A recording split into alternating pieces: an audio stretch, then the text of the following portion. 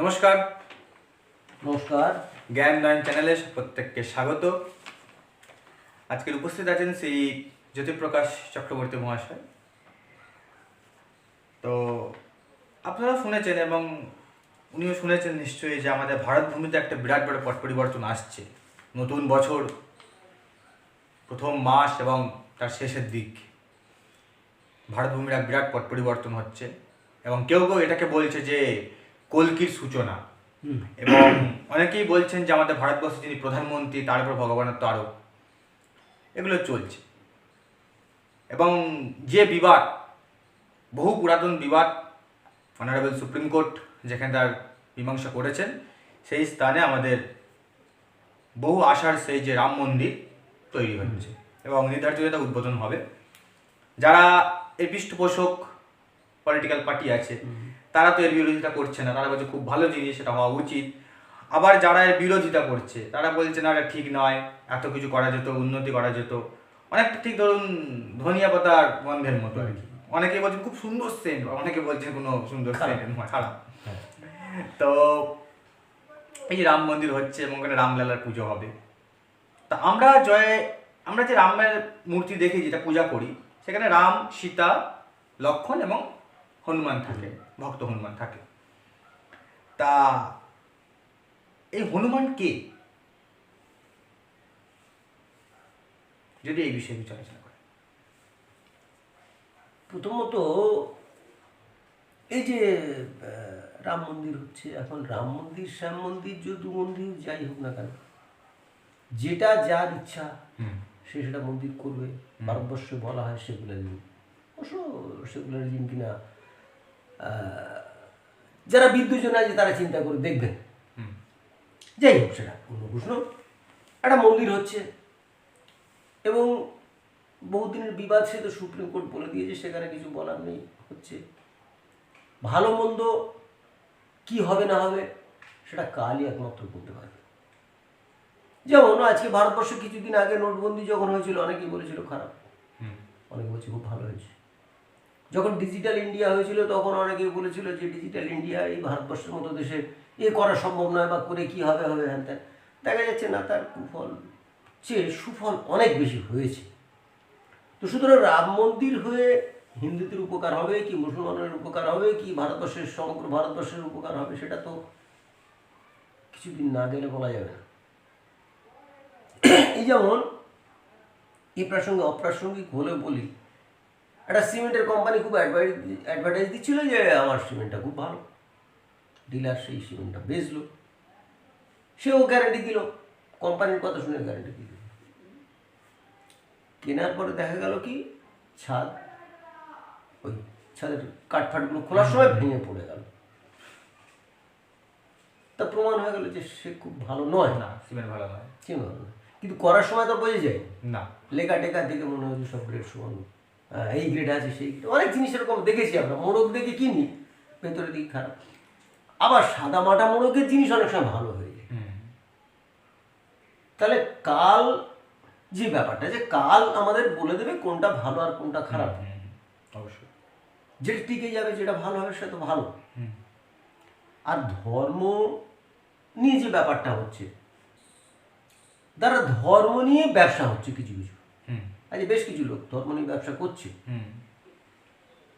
একটা অনুষ্ঠানে এক সন্ন্যাসী বলছিলেন যে দেখো বাবা, তোমরা সাদা কাপড়ে যদি যাও, সেখানে লোকে যে চাঁদা দেবে, সে উন্নয়ন করবে, যে চাঁদা দেবে, আমরা সন্ন্যাসীরা অর্থাৎ গেরুয়া বস্ত্র পরে গেলে তার থেকে বেশি চাঁদা দেবে। ভারতবর্ষের এটা একটা নীতি হয়ে এসছে, নির্ধারণ। তো সেই জন্যে ধর্মের নামে বেশ কিছু লোক ব্যবসাও করে নিচ্ছে। আমি দেখেছি আমাদের বাড়িতে অনেক ভিক্ষুক আসেন, আমি ভিক্ষুকই বলবো তাদের, সাধুর বেশ ধরে আসেন, গেরুয়া কাপড় পরে আসছেন। তাহলে তারা কি সত্যিকারের মানে সাধু? মানে আমি বলছি সন্ন্যাসীর কথা বলছি, সাধু তো সকলে, মানুষ মাত্রই সাধু হবে, হবে না কেন, হওয়াটা উচিত। সাধু মানে যে সাধুর যে অর্থ, সৎভাবে জীবনযাপন করলেই সাধু, সে তো যে কোনো মানুষই হতে পারে। তার জন্য গেরুয়া কাপড় নয়, গেরুয়া কাপড় ত্যাগের লক্ষণ, সন্ন্যাসীর লক্ষণ। সেই সমান্যাসী সন্ন্যাসী, সে কিন্তু সন্ন্যাসী নয়, তবু সন্ন্যাসীর ভেগ ধরে এসে ভিক্ষাবৃত্তি করছে, কেননা বেশি ভিক্ষা পাবো। তা আজকের বেশ কিছু রাজনীতি, বেশ কিছু বলবো কেন, ভারতবর্ষের প্রায় প্রত্যেকটা রাজনীতি তারা ধর্মটা নিয়ে একটা ব্যবসা করেছে, ব্যবসা করতে চাচ্ছে। এর থেকে ভারতবর্ষের রাজনীতির মনে কোনো মুক্তিই নেই, এইভাবে চলছে। তো সেটা তো আমাদের বিবেচ্য বিষয় নয়, কারণ যারা পলিটিশিয়ান আছে তারা খুব ভালো বোঝেন, তারা বুঝবেন, চলছে।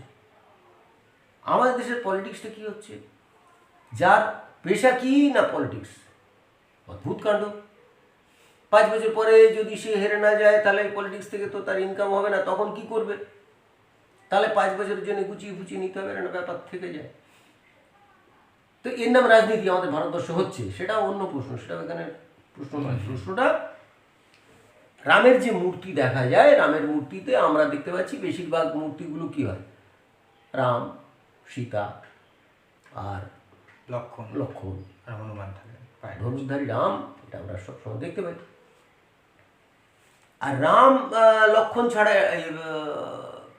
ছাড়া তো দেখা যায়, সীতা ছাড়া তো বেশ কিছুদিন ছিলেন, কিন্তু হনুমান ছাড়া দেখা যায়, মানে যখন হনুমানের সঙ্গে পরিচয় হলো, হনুমানের সঙ্গে রামের বন্ধুত্ব হয়ে গেল। রামের অনেক বন্ধু হয়েছিল, বনবাসে যাওয়ার সময় প্রচুর বন্ধু তার হয়েছিল, প্রচুর পরিচিত, চণ্ডাল হয়েছিল বন্ধু। এখন রাম রাজার ছেলে, রাম বনবাসে যাচ্ছে, সেখানে যখন ওনাকে রথ থেকে ছেড়ে দেওয়া হলো, ওনাকে নদীটা পার করে দিলেন যে গুহক চণ্ডাল, সে একটা অন্তর্জাতির লোক।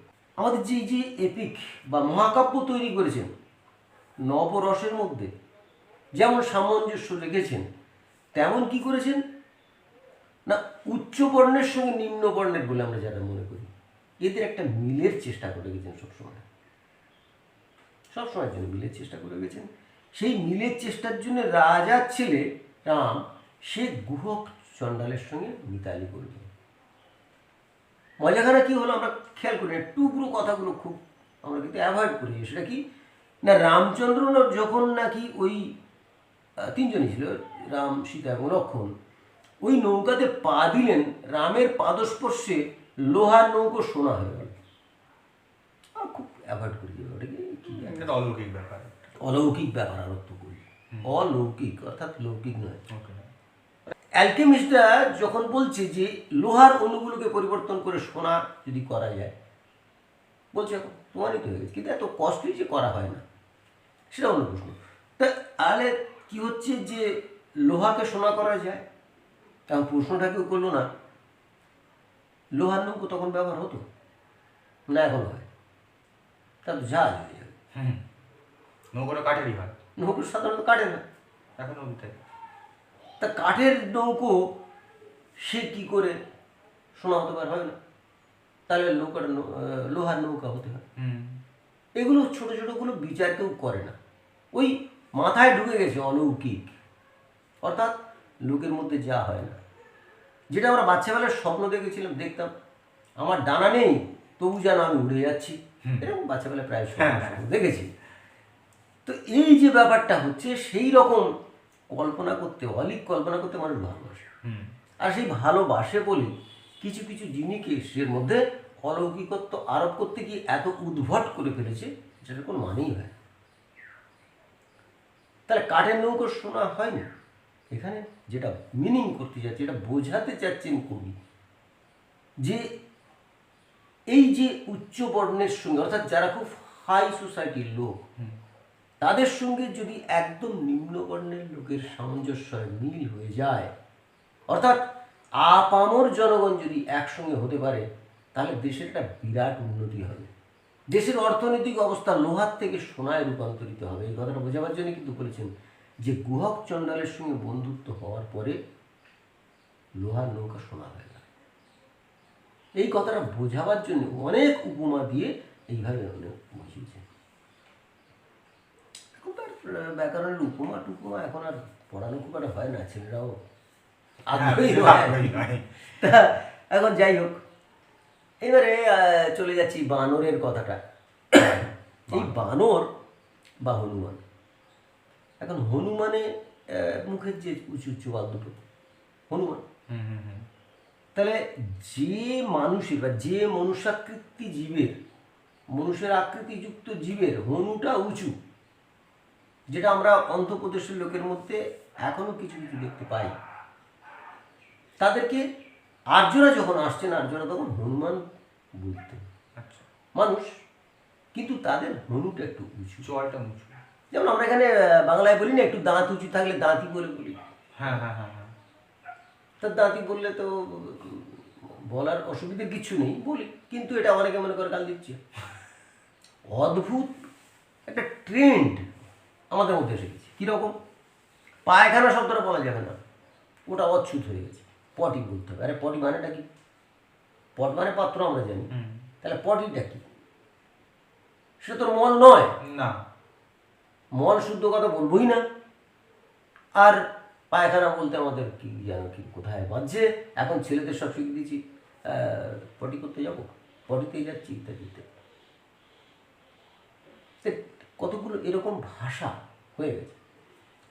তো সেই জন্যে বানর শব্দটা যে হয়েছে, বানর শব্দটা এরকম বলে বলে আমরা এমন অভ্যস্ত হয়ে গেছি যে ওই যে হনুমান বা বানর, যদিও তারা প্রায় একই গোত্রের, গুলিয়ে ফেলি। মুখ পোড়া যেটা কালো সেটা হচ্ছে হনুমান, লাল মুখটা বানর। এখন লাল মুখের মানুষ কিন্তু দেখা যায় না, লালচে যুক্ত মানুষ দেখা যায়। কাশ্মীরের অনেক মেয়েদের মুখ টুক লালচে দেখা যায়, সাহেবদের অনেকের, ইউরোপিয়ান কান্ট্রির অনেকে লালচে দেখা যায়, কিন্তু বানরের মতো লাল মুখ দেখা যায় না। তাহলে মানুষের মুখ কীরকম হয়? মানুষের মুখ সাধারণত একটু কালো হতেই পারে। দক্ষিণ ভারতের লোকেরা যেহেতু উষ্ণ অঞ্চলের লোক, তাদের চেহারা একটু কালচে, তো হনুমানের মুখ কালো, তাহলে মানুষকে হনুমান বানিয়ে দিই না কেন? অসুবিধা কি আছে? চোয়ালগুলো উঁচু। আমরা যেমন অনেক সময় বাচ্চাদের নাম দিই ভুতু। আরে ভুতু বলছি যে ডাকছি, বাচ্চাটাকে আদর করে ডাকছি, এই ভুতুর পিছনে যে ভূত রয়েছে এটা আমরা খেয়াল করি না। না, ভূত ভূত থেকে এসছে তো। ভূতু। রবীন্দ্রনাথ লিখছেন, ভূতের মতন চেহারা যেমন নির্বোধ অতিবোধ। তা ভূত বলে আমরা কিছু কিছু লোকের গালা গায়ে গাইয়া ভূত, তাই তো? তাহলে উপমা যখন আমরা দিই, দিক বিদিক জ্ঞান শূন্য হয়ে দিই বেশিরভাগ ক্ষেত্রে। হ্যাঁ, সচেতন লোক হলে সচেতনভাবে উপমা দেয়, আর অসচেতন লোক হলে অসচেতনভাবেই অসচেতন দেয়। দেয়। যত মানুষ বেশিরভাগই তো অসচেতন। তাহলে বা নরটাকে যেহেতু লাল মুখের দেখা যাচ্ছে না, এবং দক্ষিণ ভারতের লোক যেখানে উনি গিয়েছেন, ঋষ্যমুখ পর্বতে যেখানে হনুমানের দেখা হয়েছে ইত্যাদি ইত্যাদি, সেখানে মানুষগুলো সব কালো মানুষ, তাহলে তাকে আর বানর বলা যাচ্ছে না, তাই হনুমান হয়েছে। এখন ব্যাপারটা কি হলো না, ব্যাপারটা যখন রামচন্দ্রের সঙ্গে হনুমানের তো আর এমনি এমনি পরিচয় হয়নি, তার প্রেক্ষাপট আছে, বালির প্রেক্ষাপট আছে, হনুমানের বিরাট ব্যাপার, একটা রামায়ণের একটা বড় চ্যাপ্টার আছে, একটা বড় চ্যাপ্টার রয়েছে, কিষ্কিন্ধা কাণ্ড বলে আমাদের। এই কিষ্কিন্ধাটা কোথায় জানতে হবে। কিষ্কিন্ধা দক্ষিণ ভারতে। ঋষ্যমুখ পর্বতটা কোনটা তখনকার দিনে? যেমন এখন আমরা গান্ধারীর জন্ম কোথায়? আফগানিস্তান। আফগানিস্তান। সীতার জন্ম কোথায়? নেপালে। তখন সমগ্র যে একটা এই যে মহাদেশ, মহাদেশটা নিয়েই তখন ভারতবর্ষ, এটা বুঝতে হবে তখনকার প্রেক্ষাপটে। যেমন এখনকার দিনে রাজা নেই বলে রাজমুকুটের সেই ব্যাপারটা থাকছে না, কিন্তু যদি একটা রাজার সাজে একজনকে সাজাতে হয়, তাহলে তার মুকুট টুকুর দিয়ে রাজার মতো সাজাতে হবে, অর্থাৎ আমাকে সেই জায়গাটা ফিরে যেতে হবে। ইতিহাস পড়লে শুধু হবে, ইতিহাসের সেই জায়গাটা আমাকে নিজেকে যেতে হবে, মনটাকে সেইখানে নিয়ে যেতে হবে। তাহলে আজকের যে সময় রামায়ণের যুগ, সেই সময় দক্ষিণ ভারতের অবস্থাটা কি ছিল এটা বুঝতে হবে। তো আর্যরা যখন চলে গেলেন ওপারে, বিন্দু পর্বত পেরিয়ে যখন যাচ্ছেন, রামচন্দ্র আর্যের প্রতিভূ, উনি বিন্দু পর্বত পার হয়ে ওপারে চলে গেলেন। ওপারে চলে গিয়ে হনুমানের সঙ্গে পরিচয় হলো। এবারে অ্যাকচুয়ালি কিন্তু হনুমান না বানর, এই কনফিউশন। কথা হচ্ছে বানরের, আমরা বলি হনুমান কিন্তু বানর প্রজাতির একটা জিনিস। এবারে বানরের মধ্যে কি বানর, বানর শব্দগুলোকে প্রত্যেকটা অর্থগতভাবে যদি দেখি, বিশ্লেষণ যদি করি, বানর, তাহলে বাটা কি? বা অথবা হতে পারে, তাহলে অথবা নর মানে মানুষ, মানুষ অথবা, তা মানুষ অথবা কি? মানুষ অথবা বললেই আমরা সাধারণত পশু বলবো। মানুষ হতে পারে বা পশু। এদের রং এত ফর্সা, এইরকম দূর থেকে যখন ওই কালো কালো লোকগুলোকে দেখছে, অরণ্যবাসী লোক, তা এরা কি মানুষ অথবা কি? এই কথাটা বোঝার জন্যে সংস্কৃতে বা নর ব্যবহার করা হয়েছে। আবার বানর মানে আরেকটা হয় অর্থ, সেটা কি? তুমি বা আমি, অথবা হয়। আবার বা মানে মতো হয়, এরকম, তাই না? সংস্কৃততে বা মানে কি বুঝতে হবে। এই বা মানে এক এক জায়গায় এক এক রকমভাবে, অর্থাৎ বসা অনুযায়ী হচ্ছে। ইন্ট্রোডাক্টরি দেয়ারটা যখন হয় তখন তো দেয়ার মানে সেখানে নয়, কিন্তু এটা যেমন ইংরেজিতে হয়, বাংলাতে এরকম অনেক উপমা আছে। সেরকম সংস্কৃতে বা শব্দটা যে ব্যবহার হয়েছে, বা শব্দটা ব্যবহার হয়েছে মানুষের মতো দেখতে হচ্ছে, অথচ এরা কি মানুষের যে কনফিউশন, মনের মধ্যে দ্বিধা দ্বন্দ্ব, সেই অর্থ থেকে কিন্তু বা নর ব্যবহার করা হয়েছে।